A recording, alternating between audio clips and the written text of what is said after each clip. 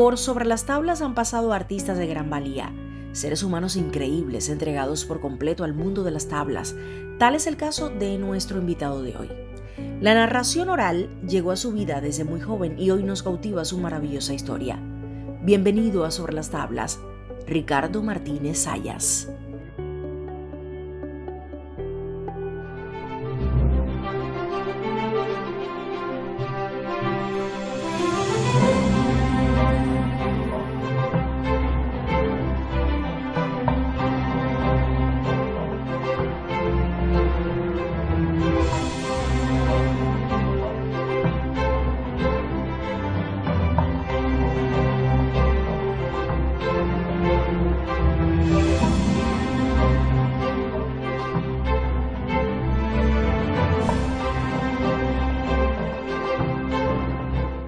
Ricardo, ¿dónde naciste? Bueno, nací en Hijas de Galicia, que eso pertenece al municipio de Luyanó, de 10 de octubre, pero me crié la niñez, parte de la juventud y toda la adolescencia en Lawton, Oh, entonces eres de La Habana. de La Habana. ¿Tenías antecedentes de artistas en tu familia? Antecedentes artistas no creo, pero mi mamá me decía que había una tía de mi abuelo que era actriz de teatro, Oh. pero que le cerraron las puertas porque por aquella época ser actriz de teatro era muy mal visto, y entonces ella no sabía ni el nombre de la tía esa de mi Ya. abuelo. Pero tengo entendido que de pequeño tú te interesaste por la danza y la actuación. De pequeño sí, me encantaba la danza, participaba en todo, donde había alguna rueda de casino, estaba yo en una rueda de casino, en algo de mambo, en chachachá, me encantaban todos los ritmos y siempre estaba en todo eso. Y entonces eras un niño extrovertido, me imagino. En aquella época algo extrovertido, pero después parece que con el divorcio de mis padres, no sé si los psicólogos tendrán razón en eso, ya me convertí en otro tipo de niño. ¿Sí? Sí. Pero bueno, siempre fui en esa época extrovertido y me encantaban los bailes. El arte entonces siempre estuvo en ti, incluso de pequeño. De pequeño estuvo en mí el arte porque participaba en los matutinos de las escuelas. ¡Qué bien! Haciendo de Mambí, me acuerdo, del Pidio Valdés, del resople, del general resople. A pesar de la danza que te gustaba mucho, y está claro que la actuación, pues si hacías de eso, de generar el resople en el matutino, tú te decantaste por la Universidad de La Habana y te licenciaste en matemáticas. Una carrera muy difícil. ¿Cómo es eso? Porque mis padres me obligaron, como casi siempre, me obligaron a estudiar matemática, una carrera de ciencia, porque yo sacaba muy buenas notas en matemática, pero la matemática que se estudia en el pre y en la secundaria no tiene nada que ver con la matemática que se estudia en la Claro. universidad. Cuando empecé en la universidad, me di cuenta que era otra matemática, que era una matemática de demostraciones, de teoremas, de mucho estudio, y me costó mucho trabajo. Fíjate que empezaron 300 y pico en la carrera y se graduaron 20 y pico. Pero tú te graduaste. Yo me gradué. O sea, es como que a mí me pasó algo similar, no te vayas a pensar tú que... O sea, que tú decías, yo tengo que graduarme, y yo me imagino que tus padres también. Claro. Tienes que graduarte de la Universidad Para de que La sea Habana. darle un título, sí. Pero a pesar de eso, estuviste incluido en grupos de aficionados en la universidad. En grupo que casi no tenía tiempo, porque ahí había que estudiar muchísimo en la carrera, que te digo, la licenciatura en matemáticas, había que estudiar muchísimo.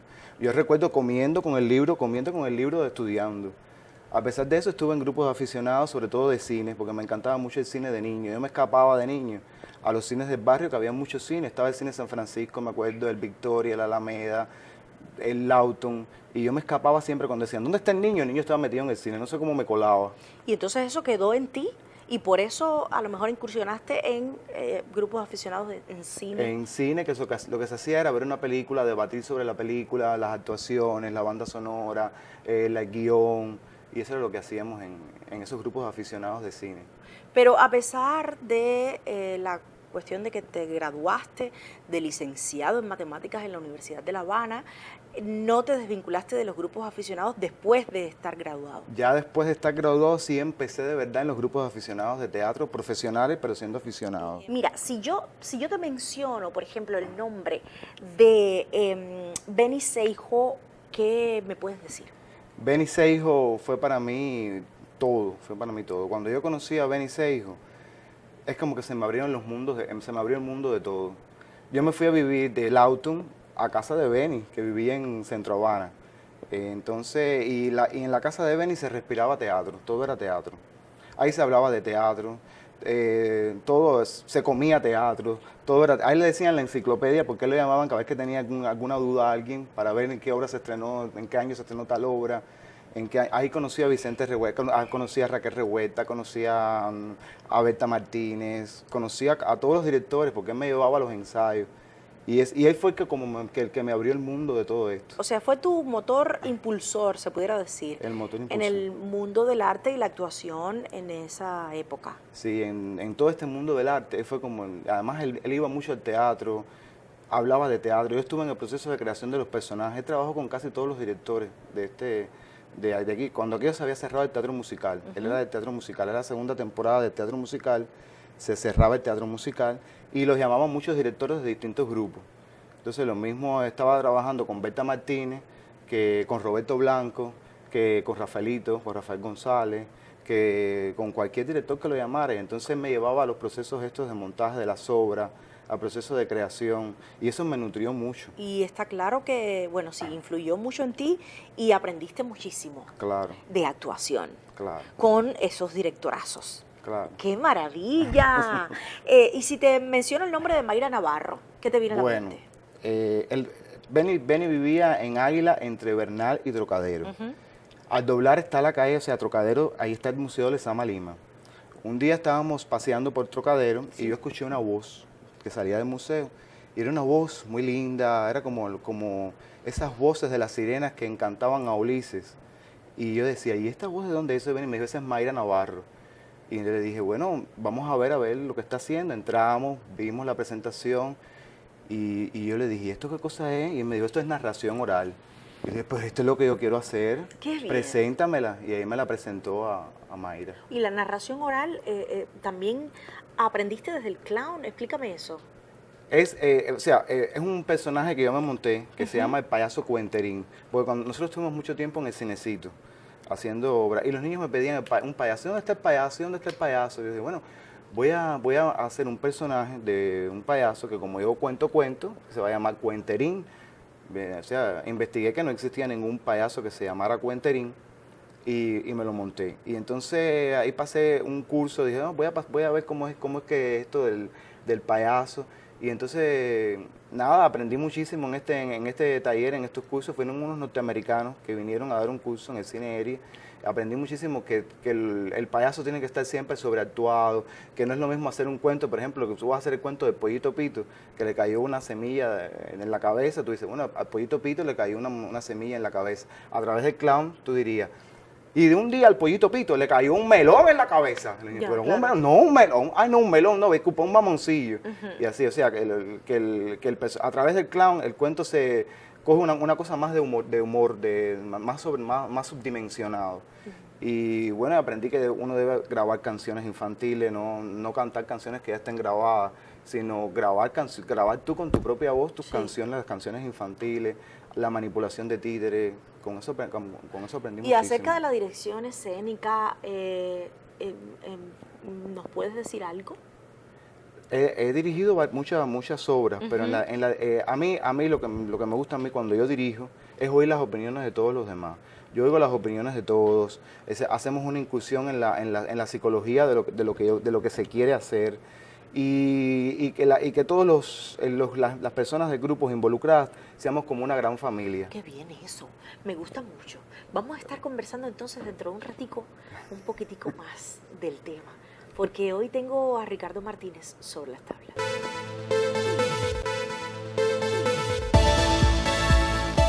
Salustiano era un escritor frustrado, ¿sí? Por más que escribía historias y más historias, no le salía nada interesante.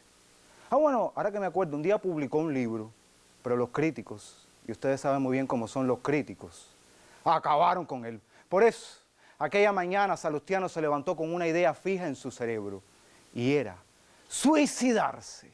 Aprovechando que su esposa se estaba yendo demasiado temprano para el trabajo, Salustiano decidió lanzarse del balcón de su apartamento. Él vivía en un piso fatídico, en el piso 13. Y a continuación les narraré sus últimas impresiones. O sea, lo que Salustiano iba viendo mientras iba cayendo. Piso 12. Yello, su vecino más cercano, lanzó y a esa hora de la mañana una lata vacía de cerveza Cristal. Yello, compadre, le dijo Salustiano mientras caía. La verdad que la gente no pierde la costumbre de lanzar cosas para abajo. Piso 11. Raulito tenía abierta la puerta del baño de par en par y cuando Salustiano pasó por el balcón de su apartamento, lo vio clarito, como Raulito estaba sentado en la taza del baño leyendo el periódico de hacía más de una semana y tratando de hacer sus necesidades fisiológicas. Lo que hay que ver, pensó Salustiano mientras caía. Piso 6. ¿Qué hará María Luisa en paños menores en el apartamento de Julián? Pensó Salustiano mientras caía. Y luego se dijo en voz alta, yo creo que mi mujer salió vestida a la calle. Piso 2. Salustiano y Ernesto se pusieron a discutir. Sí, porque Ernesto decía que ese era el primer piso, teniendo en cuenta que el de abajo se llamaba planta baja, pero Salustiano decía que por muy planta baja que fuera, había que llamarlo como tal, y que el de abajo era el primero y el de arriba era el segundo. Pero señores, señoras, ya no tenían tiempo para tanta discusión.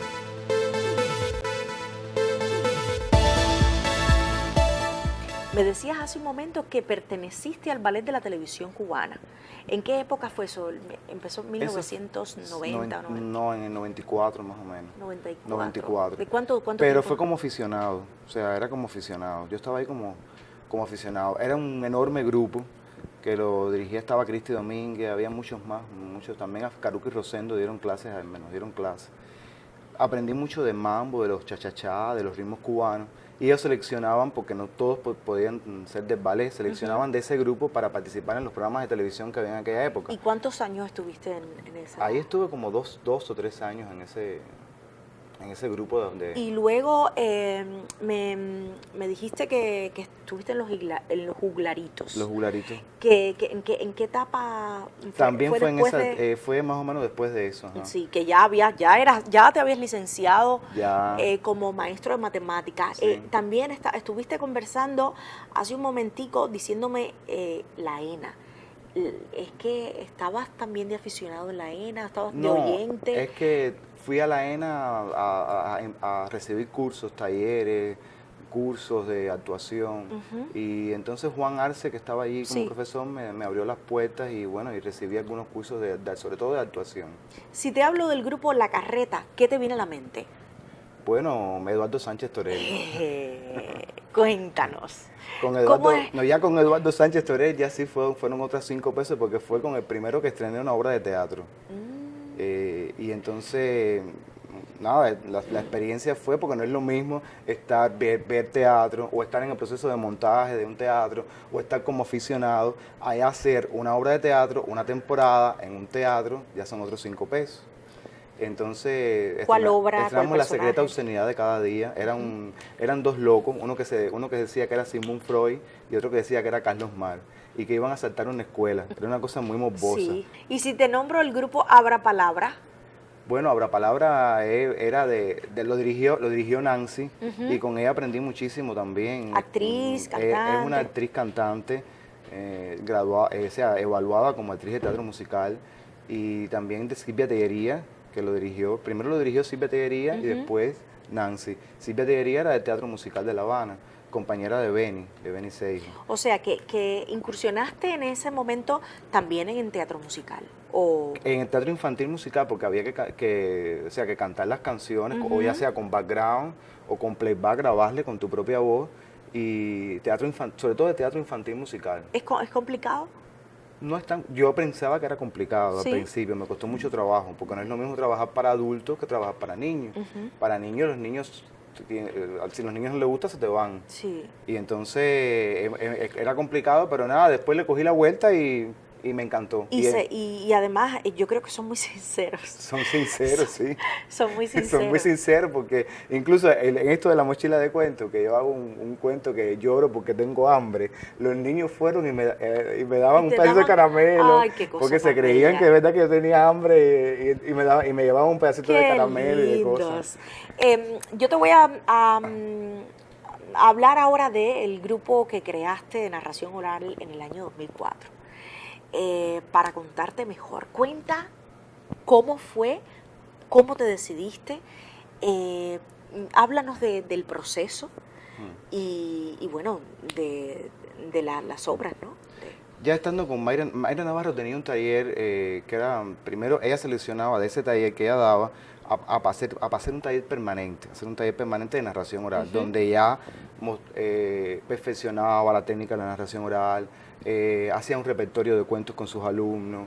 Y entonces yo me seleccionaron para este taller permanente y ahí conocí a otros narradores que me interesaban su trabajo, nos fuimos conociendo, fuimos siendo amigos y creamos el grupo Para Contarte Mejor, pero como aficionados. En la Asociación Hermanos Saiz teníamos un espacio habitual ahí, una peña en el pabellón Cuba, que se llamó Para Contarte Mejor porque siempre empezamos con una parodia del cuento de la Caperucita Roja. O sea, el lobo era cuentero y la Caperucita le decía, ay, pero qué dicción más linda tú tienes. Y el lobo le decía, para contarte mejor. Ay, pero qué desplazamientos escénicos más lindos tú tienes. Y el lobo le respondía, para contarte mejor. Y entonces por eso es que surgió el nombre del grupo, Para Contarte Mejor. Porque la peña se llamaba Para Contarte Mejor, porque el cuento con que siempre empezábamos era este de Para Contarte Mejor, y ahí surgió el grupo. Mayra Navarro nos hizo un informe muy lindo, fuimos a hablar al Consejo de las Artes Escénicas para ver si nos profesionalizaban, porque ya teníamos varios espacios. No solo estábamos ahí, estábamos en el Museo de Ciencias Naturales, en la Biblioteca Villena, ya teníamos varios espacios y entonces ahí nos aprobaron esto y ganamos dinero por hacer arte, por primera vez en el 2004. En el 2004. Has participado también en diversos festivales nacionales e internacionales y es el caso del Festival de la Oralidad Barrio Cuento. Cuéntanos de esta experiencia de participar en un festival. En el Festival Barrio Cuento la experiencia más linda que tengo es que por primera vez hicimos un espectáculo infantil. Que para mí fue muy difícil, pero Mayra Navarro nos decía, no hay problema, ustedes eso les va a salir bien. Y tal es así, también quedó, que lo hice con Beatriz Quintana, que en aquella época estaba en el grupo. Tal es así que nos dieron el premio Juan Candela, que era el premio que se daba allí. ¿Y con qué obra? Fabulando y Cantando se llamaba la Fabulando obra. y que era casi siempre con fábulas, era casi toda con fábulas de Esopo y canciones infantiles que tuvieran que ver con esas fábulas. Yo voy a mencionarte también otros festivales en los que has participado. Tú me dices que te viene a la mente de cada uno de ellos. Por ejemplo, el festival Afropalabra. Afropalabra me viene a la mente Lucas Nápoles, que ya no está entre nosotros tampoco, que fue director del festival y que bueno, me viene a la mente muchas cosas lindas. Sobre todo, ese festival se especializa en cuentos africanos y que todo viene de allá, todo viene de África. Muy interesante, ¿eh? ¿Fiesta con duendes? Fiesta con duendes me recuerda a Octavio Pino, que fue el que dirigió este festival, se hacía en enero y era dedicado a Martí. Gracias a Fiesta con duendes nos montamos dos espectáculos, uno infantil y otro de adulto para Martí. El de adulto se llamaba Contando a la sombra de un ala y el infantil Martí y los niños. Cuentos para una añeja ciudad. Cuentos para una añeja ciudad es un festival que lo crea Osvaldo Manuel, que es contar cuentos en la Habana Vieja, en casi todos los sitios, en los parques, un festival muy bonito. Qué bonito, qué maravilla. Hay otros, por ejemplo, en narración oral, como Santa Fe de Cuentos, que fue ¿en qué año? Ese de Santa Fe de Cuentos fue ya, creo que en el 2012, 2013, por ahí, que es una narradora que es la maestra de la narración oral, para mí es la maestra de la narración oral en Argentina, que viene a un festival aquí, que es el Festival Primavera de Cuentos, que es uno de los principales festivales que lo dirige Mayra Navarro. Ella lo invita y me ve a mí y le gusta el trabajo de nosotros, le gusta mi trabajo y me invita allá a su festival allá en Santa Fe, en Argentina. Contar en otro país es diferente. Yo había estado en Venezuela con la Misión Cultura, dando talleres y esas cosas, ya yo sabía ya que era diferente porque hay palabras allá que tú no puedes decir. No funcionan y menos, de la misma manera, de la misma manera, ni menos en niños. Por ejemplo, tú no puedes decir coger, porque coger es tener una relación sexual. Y en un cuento infantil, si tú dices coger, imagínese usted. Entonces había que adaptar, y nosotros decimos mucho coger, o cualquier cosa decimos coger. Es cierto, entonces había que adaptar todos los cuentos. Pero fue un proceso muy bonito y aprendí muchísimo, de todo uno aprende. Siempre es diferente, cuando las experiencias son en otros lugares de este mundo, ¿no? Claro. Es que está siendo de lo más interesante conversar contigo sobre las tablas.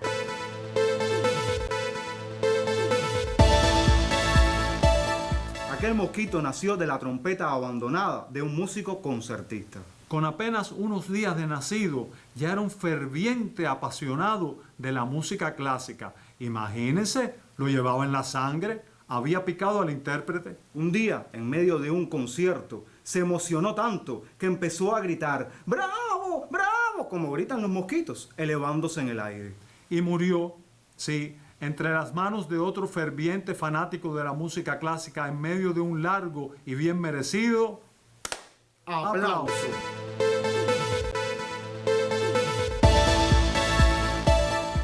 Ricardo, has dirigido más de una veintena de espacios. Voy a mencionarte, por ejemplo, el Jardín de la Palabra y Huérfanas de la Obra Pía. ¿Qué nos dices acerca de ese tipo de experiencia? En el Jardín de la Palabra, ahí tenemos un espacio fijo ahí. Y los conductores, los animadores éramos Benny Seijo, Soa Fernández, Renier Mariño, el guitarrista, y yo. Entonces, para mí eso fue aprender de Soa Fernández. Gracias a esto nos montamos un espectáculo de Federico García Lorca, de cuentos o fragmentos de obras de teatro de Lorca. Renier Mariño desde el principio, desde que empezó, porque ahí fue cuando él empezaba con la guitarra. Para mí era un maestro desde el principio, que tú le decías tal cosa de tal texto y él te sacaba una melodía de ese texto, que tenía que ver con ese texto. Sí. Me acuerdo una vez, estábamos en una presentación ahí, fue Eusebio Leal, se sentó al final y después fue y nos felicitó. Eso es una cosa que uno le da para seguir adelante, los aplausos del público y las felicitaciones de los grandes, de los que saben. Si te menciono El Agua Cuenta Contigo, ¿qué me dices? El Agua Cuenta Contigo fue en la UNAI, en la Unión de Ingenieros y Arquitectos. Ahí cuando yo empecé a trabajar, porque el servicio social yo lo hice en recursos hidráulicos, creo que lo dije, y ahí yo conocí a Ñico Rojas, que es el gran compositor, y con él aprendí también muchísimo de música, de todo. Y entonces él me dijo, bueno, ¿por qué no creamos algo en la UNAI que tenga que ver con cuentos, con canciones? Y fue un espacio muy lindo. Tal vez hasta cogió tanta popularidad que la guagua que salía a las 4 de la tarde esperaba que se terminara la... ¡Qué bien! Así como te lo contamos. Así como te lo contamos, fue en la biblioteca Rubén Martínez Villena, que no era un espacio fijo, era como un contrato que teníamos con la biblioteca, donde ellos nos llamaban para inauguración de exposiciones, para el aniversario de la biblioteca, para entregar los premios de los concursos que ellos hacían, Leer a Martí o Mi Biblioteca Cuenta. Y nosotros hacíamos como la animación, la conducción de todo eso, le hacíamos cuentos. Y a cambio, ellos nos daban el local el teatro, nosotros usábamos de local de ensayo. Sí. Ellos tenían un teatro precioso ahí en la biblioteca Rubén Martínez Villena y lo usábamos como local de ensayo para las obras nuestras. Y de ahí, por ejemplo, surgió, por ejemplo, ¿no? Desayuno con los abuelos. De ahí surgió el desayuno que lo auspiciaba Eusebio Leal. Era una guaguita que iba a buscar a los abuelos en distintos municipios, los llevaban, le hacíamos un recorrido por la biblioteca y terminaba en un desayuno, un café con leche, un pan con mantequilla y le hacíamos cuentos mientras estaban desayunando. ¡Ay, qué bien! O sea, hacían cuentos mientras los abuelos desayunaban. Los payasos de Arte Habana. Arte Habana no es un sitio de Artex, sí, que está en el Boulevard de San Rafael. Ajá. Ahí estuvimos muchos años haciendo los payasos de Arte Habana ahora con los personajes que teníamos de payaso en esa época, que casi todos los narradores que estaban en mi grupo tienen un personaje de payaso. Está Ruandi, que tiene el personaje que se llama el payaso tropelaje, que en la vida real es un tropelaje. Estaba Ernestico, que tiene un personaje que se llama Payasín Pampín. Nancy, que era Campanita. El mío que ya lo había dicho, que es Cuenterín. Y ahí hacíamos una cosa bonita con los niños. Era más bien comunitario. A veces iban de otros lugares, pero iban muchos niños de ahí de la comunidad, de ahí del barrio. Has creado, dirigido más de 17 obras infantiles. ¿Es complicado? Es complicado y no es tan complicado. Cuando ya te metes y ya le coges la vuelta a la cosa y sabes por dónde va la cosa, enseguida todo fluye. Ya te digo, cuando todos somos como una familia, es lo más importante. En el teatro es ser como una familia, porque si hay algo podrido, como un saco de papas, si hay una papa podrida, ya te pone mal la cosa. Entonces lo más importante es llevarse bien. Cuando uno se lleva bien, ya todo fluye. Entonces, sí, el Negrito Po, hicimos una versión de Don Quijote de la Mancha para... porque uno solo cuenta cuentos. Uno puede contar obras de teatro, puede contar obras cinematográficas. Entonces hicimos una versión para niños de Don Quijote de la Mancha, que fue muy bonita, Fabulando y Cantando, que siempre, Fabulando y Cantando sigue en el repertorio y seguirá por el resto del grupo, porque fue el primero que hice infantil y el que cogió muchos premios. Francisco Garzón Céspedes, ¿te dice algo ese nombre? Francisco Garzón Céspedes fue, bueno, casi que para mí, como el creador de la narración oral aquí en Cuba, él, Mayra Navarro, todos ellos que fueron los maestros, ¿no? Los maestros de la narración oral. Si quisieras, por ejemplo, dar algún consejo a una persona que está comenzando en tu especialidad, narración oral. Aquí hay 3 cosas: es leer, dejarte asesorar y guiar por las personas mayores y por los que saben, y estudiar mucho, ver mucho teatro, ir al cine, ir a ver otras manifestaciones. Estoy segura que las personas que te están viendo ahora y que quisieran dedicarse a esa especialidad lo van a tener en cuenta. Muchísimas gracias por aceptar nuestra invitación a Sobre las Tablas. Estoy segura que a algunas personas les ha parecido extremadamente interesante, que a los amantes de las artes escénicas también tu presencia pues les ha sido provechosa. Algunas personas no te conocen y te conocieron hoy, otras sí te conocen y han conocido un poco más acerca de tu historia, tus anécdotas y tu vida en el arte. Muchas gracias por estar, te deseo muchos éxitos y que bueno, sigas creando entonces para cada uno de los niños y los adultos en esta ciudad y en el país en cuanto a la narración oral. Muchas gracias a ti, que eres una persona muy, muy linda, muy comunicativa, pareces narrador oral. Ay, qué bueno eso. Gracias a Belito, a él, yo a creo todos. que voy a incursionar, porque ya varios me han dicho, ay, pudieras contar. Así que yo creo que voy a incursionar. Muchas gracias. Gracias.